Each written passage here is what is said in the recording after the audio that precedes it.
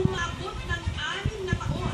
Ang gastos niya, umabot ng 1 peso.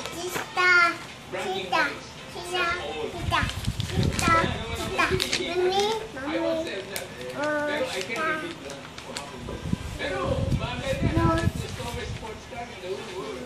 Ito 20 kilometers per liter. Kasi puro bakal, bibigat ng battery. It will last 100 kilometers, but I'm telling you, it's slow. May plano ang presyo. Gaano man kahirap. Pero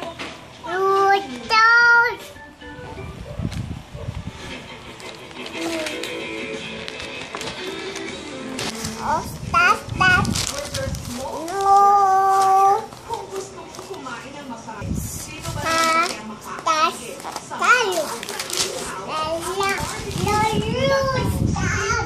Makati to Quezon City. May uso, may sunog o ako'y agad.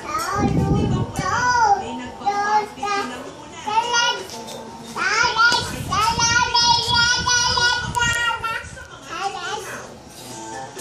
Mula sa manok,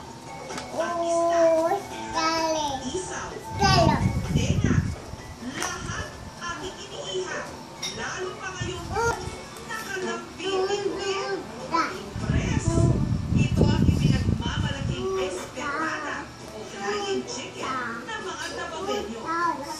Ino-offer talaga namin ang tao. Nakikurious. Nakita namin and sabi sa nila kami sa kanila for food tasting. Ang kanilang manok, ibinawan sa pinaghalong parsley, suka, bawang, dahon ng sibuyas.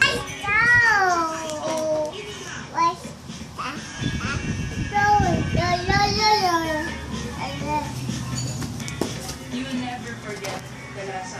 Parang Portuguese na parang Thai na lasa. Ang salitang Hoy! ng Galo, cooking of meat. Sa